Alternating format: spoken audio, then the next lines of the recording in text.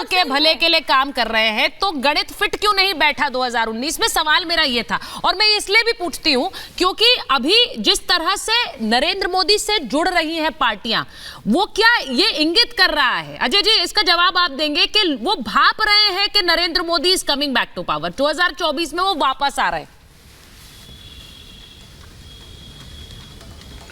देखिए, सबसे पहली बात कि कंचना जी ने कहा कि हम संविधान बचाने की लड़ाई लड़ रहे हैं। हाँ। तो कंचना जी ये बता दीजिए, सजा याफ्ता लीडर को लेके आप संविधान कैसे बचाएंगी? ये देश जानना चाहता है, पूछता है भारत। सजा याफ्ता लालू यादव संविधान कैसे बचाएंगे, पूछता है भारत। अब जनता को जवाब देने दीजिए। दूसरी बात, मैंने फिर कहा कि हम इन किसी की लाइन छोटी करने में विश्वास नहीं रखते हैं। हमें कोई मतलब नहीं है कि कोई क्या कर रहा है, हम अपनी लाइन लंबी कर रहे हैं। ये आपकी है, क्योंकि हमारा ये पॉजिटिविटी है। आपकी नेगेटिविटी है कि आप अपनी दूसरों की लाइन छोटी करने में आपका इंटरेस्ट ज्यादा है। आप क्या करेंगे नहीं करेंगे, ये जनता को आप नैरेटिव सेट ही नहीं कर पाए हैं। आप सुबह उठते हैं, आप नरेंद्र मोदी को गाली देने लगते हैं। आप रैली करते हैं तो रैली में आपका क्या एजेंडा होगा आप नहीं बताते हैं। आप बोलते हैं नरेंद्र मोदी तो हिंदू भी नहीं है, बाल नहीं छिलवाया। परिवार कहाँ है मोदी का, कौन परिवार है? आपका एजेंडा क्या है? मोदी को गाली देना। तो आपको क्या लगता है जनता ये सुनना चाहती है? और दूसरी बात, एक और आपकी जानकारी के लिए बात बता दूं, मैं पटना का ही हूं। गांधी मैदान की मैडम कैपेसिटी ही 8 लाख की है, 10 लाख आदमी कहां से आ जाएंगे? तो वही बात हो गई ना कि फिक्की ऑडिटोरियम में आप 20,000 आदमी बैठाने लगिएगा। तो इसीलिए हम लोगों ने भी देखा, सबने, पूरा देश ने देखा है कितनी भीड़ जुटी है। इसलिए उस पर व्यर्थ चर्चा करने का क्या फायदा, समय बर्बाद होता है। अच्छा, सवाल ये उठता है कि आज देश विकास और डेवलपमेंट पे चले कि आपके परिवारवादी मॉडल पे चले, बस। अब मैं एक बार किशोर जी आपके पास आ रही हूं क्योंकि आज आपके नेता ने एक बहुत बड़ा बयान दिया है। उद्धव ठाकरे ने नितिन गडकरी को ऑफर दे दिया कि आइए हमारे साथ चुनाव लड़ लीजिए। बीजेपी वहां पर आपकी इंपॉर्टेंस समझ नहीं पा रही है। इस पर मैं अजय जी से तो अलग से जवाब लूंगी, लेकिन आपने ये ऑफर दे दिया। आपको क्यों लग रहा है कि नितिन गडकरी आपके साथ शामिल हो जाएंगे? नहीं, उद्धव जी ने ये ऑफर दी है, उसका कारण है कि पिछले 10 साल के अंदर नितिन गडकरी जी को बीजेपी में वो इज्जत नहीं मिली।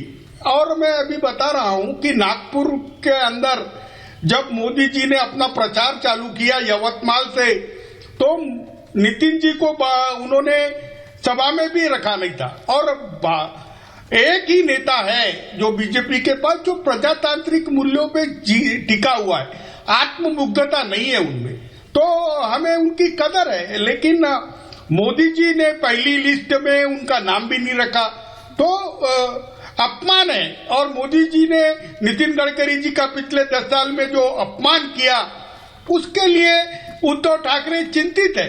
अगर महाराष्ट्र में वो इंटरफियर करते तो शिवसेना उनसे टूट के जाती भी नहीं। उद्धव जी देखिए, ठाकरे परिवार के बहुत अच्छे संबंध है, और उद्धव जी ने कहा है गडकरी जी उसके पीछे बहुत बड़ी राजनीति है। देखिए, आप उन्हें षड्यंत्र करके सत्ता पंतप्रधान पद से हटाया गया। मैं आपसे बोल रही हूं कि अगर गडकरी जी को तोड़ने के लिए आप जितना जोर लगा रहे हैं, उतना जोर आप एकनाथ शिंदे को जोड़ने के लिए लगा लेते तो शायद आज शिवसेना एक होती। मैं बताऊं तुमको, गडकरी एक प्रामाणिक आदमी है और एकनाथ शिंदे इन्होंने गद्दारी की है। तो मैं अभी बता रहा हूं तुमको, गद्दारों की तो महाराष्ट्र में कोई जगह नहीं है। लेकिन नितिन गडकरी अगर आ जाते हैं तो महाराष्ट्र नहीं, वो देश का नेतृत्व वो आ जाते हैं तो मैं वो बता रहा हूँ। नहीं, वो आ जाते हैं तो वो उनसे गद्दारी करा लीजिए। हमारे जहाँ जा गए वो गद्दार हो गए, उनसे आप गद्दारी करा लीजिए। भ्रष्टाचार का हाँ, उनसे आप गद्दारी करा लीजिए। आप कह रहे हैं उन्हें छोड़ के आ जाइए। हमारे जो गए उनको जो आप ताल ठोक कर बोल रहे हैं गद्दार। एक बार जरा बताइए अजय जी, एक बार मैं समीर जी आ रही हूँ आपके। अजय जी जरा बताइए, भाई गडकरी जी परेशान है बीजेपी में, उनको तवज्जो नहीं दी जा रही है, ये बोला जा रहा है उद्धव ठाकरे द्वारा। बताइए जरा अजय जी। किशोर जी को पूछिए जरा कि किशोर जी ने क्या नितिन गडकरी साहब को उद्धव ठाकरे समझ लिया है क्या, कि अपनी विचारधारा, आइडियोलॉजी, अपनी जीवन भर की पूंजी छोड़ के इधर से उधर भाग जाएंगे? बीजेपी ने अपमान किया गडकरी जी का। अरे अपमान तो उद्धव ठाकरे ने किया बाला साहेब ठाकरे की आत्मा का, जो बाला साहब की पूरी आइडियोलॉजी धज्जी में मिला दी। शर्म नहीं आती है? कर बैठेंगे नहीं। अरे एक बार का जो स्वयं सेवक वो जीवन भर का स्वयं सेवक।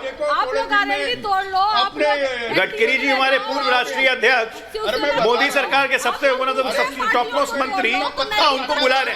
ये मानसिक विक्षिप्तता है। गडकरी जी को ऑफर दे दिया क्या? तो किया जा रहा है। हमें भाई अजय जी आरोप लग रहा है हार के डर से। अजय जी आरोप लग रहा है आप आरएलडी तोड़ रहे हैं, आप उन्हें मिला रहे हैं, नीतीश कुमार को तोड़ रहे हैं।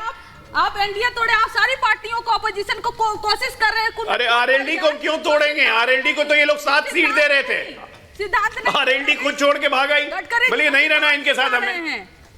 अरे उन्होंने खुद खुला और ये मानसिक विक्षिप्तता है सुचेता जी, किशोर तिवारी जी की मानसिक विक्षिप्तता है। मोदी जी को चैलेंज, ये जो हारने का डर, एक ये जो हारने का साफ होने का डर लग रहा है ना, हाँ। उसी के कारण ये सब निकल रहा है। हारने का डर आपको इसलिए कहते हो तुम भी आ जाओ मेरे पास, तुम भी आ जाओ मेरे पास, गडकरी आ जाओ मेरे पास। इतने कमजोर है कि आप लोग प्रूफ। अरे तुम भी आ जाओ, तुम भी आ जाओ। भैया कौन ले रहा है आप लोगों को? हर किसी को। आप लोग को ले कौन रहा है मेरे पास? अरे हमारे 4 आप लोग को सिर्फ तिहाड़ जेल लेगा। बुलाया, आप लोगों को सिर्फ तिहाड़ जेल लेगा। बताइए ना उनको खरीदा कि उनको क्या ऑफर दिया, क्या ऑफर दिया? अच्छा समीर जी बोलना चाह रहे हैं। समीर जी किसको? मैं किशोर जी के बात का जवाब देना चाहता हूं। किशोर जी बोल रहे थे कि नितिन गडकरी का नाम नहीं आया सूची में। हाँ। किशोर जी बताएं क्या महाराष्ट्र के एक भी सीट डिक्लेयर करिए क्या पहली सूची के अंदर 195 के अंदर? हाँ। जब महाराष्ट्र की सीट डिसाइड होगी तब गडकरी का नाम आएगा।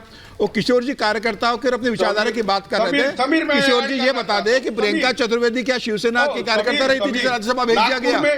घोर कांग्रेस को आप राज्यसभा भेजते हो।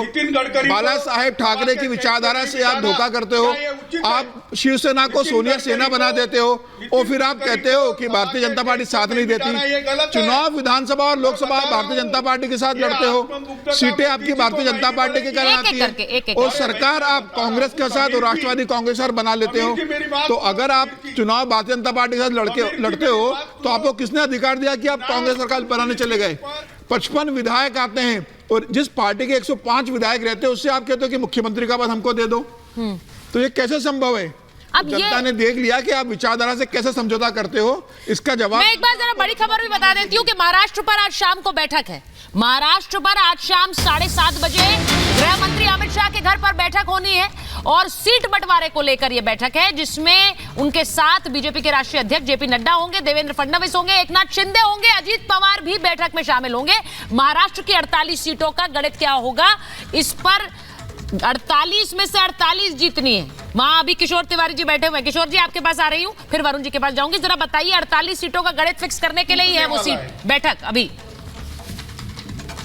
कितनी आप लोग लाएंगे?